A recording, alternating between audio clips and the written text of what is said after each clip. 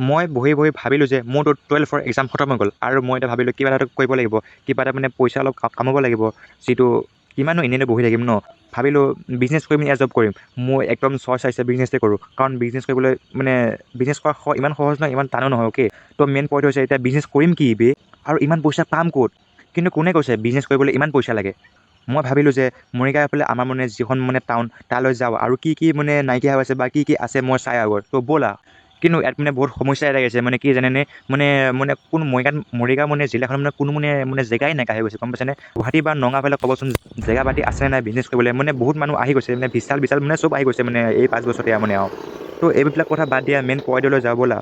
যিহেতু কম পইচা মানে আছে, মানে মাৰ পৰা ধাৰ ল'ব লাগিব, আৰু সেইকাৰণে ভাবিছোঁ ইমান পইচা মানে নাইও, আৰু সেইকাৰণে ভাবিছোঁ মানে কম পইচাত মানে কোনটো বিজনেছ কৰিব পৰা যায়।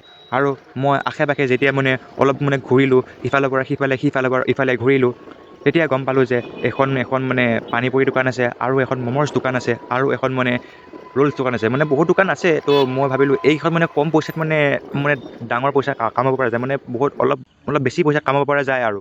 তো সেইকাৰণে মই আৰু ঘৰত আহি পেলাই ৰিচাৰ্জ কৰিলোঁ, মানে কোনটো বিজনেছ কৰিব পৰা যায় আৰু কিমান পইচা লাগিব। কমে 1 পৰা 1.5 ঘণ্টামান মই মানে কষ্ট কৰোঁতে সফলটো পাই গ'লোঁ।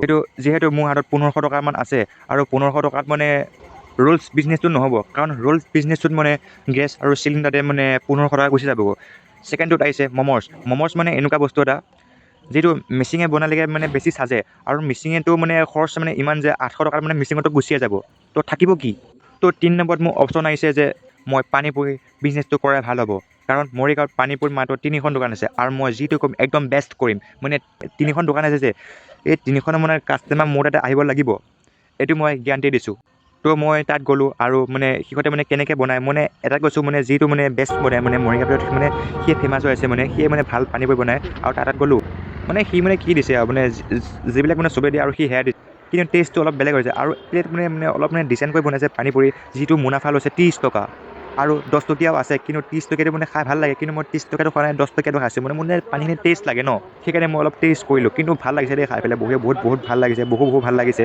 তো ভাবি গ'লোঁ মই এতিয়া পানীপুৰি বিজনেছটো কৰিলে ভাল হ'ব। পানীপুৰি বিজনেছ কৰিব লগা হ'লে এখন টেবুল লাগিব, যিটো মানে আমাৰ ঘৰতে আছে। এডোখৰ ঠাই লাগিব, যিটো মানে গোটেইবিলাক মানুহ আহি মানে মোৰ তাতে আহে।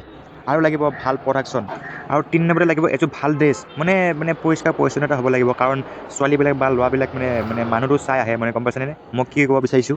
তো মই এইটো কৈছোঁ যে এইটো কামত ডান হ'ব, মই এইটো কামত ডান বুলি কৈছোঁ। তো 4 নম্বৰত আহিছে যে মানে পানীপুৰি মানে পানীখিনি বনাবলৈ আমাক কি প্ৰয়োজন আছে।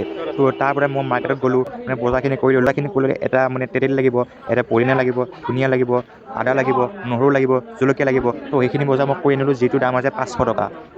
বাকী এটা মই ছাতি কিনি আনিলোঁ, যিটো দাম 800 টকা, 700 টকা। 5 7 কিমান 11, 12। আৰু মোৰ তাত কিমান পইচা আছে, মাত্ৰ 300 টকা। 300 টকাত পানীপুৰি এটা পেকেট আনিমগৈ, যিটো দাম মাত্ৰ 100 টকা। তো ব'লা আমি এতিয়া 5 দিনলৈ অপেক্ষা কৰোঁ। মই মানে এই 1 মাহত মানে 15,000 মান কামাব লাগিবই, মানে লাভৰটো কৈ আছোঁ। অ'কে, লছৰটো বাদ দিয়া, অ'কে, মানে মূলৰটো বাদ দিয়া।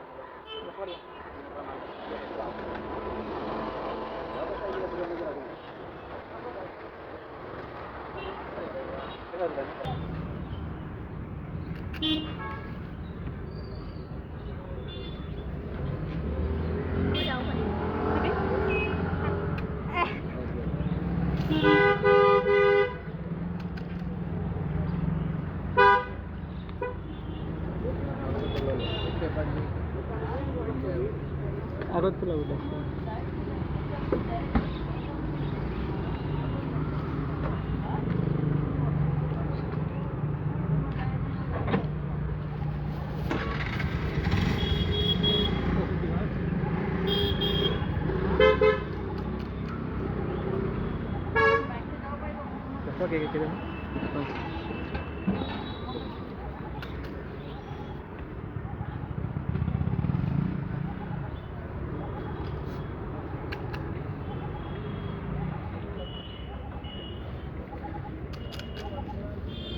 কিমান 10 টকা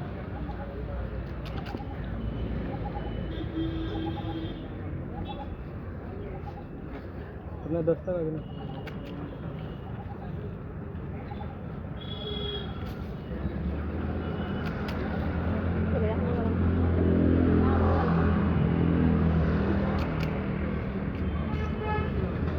ভালে দিবচোন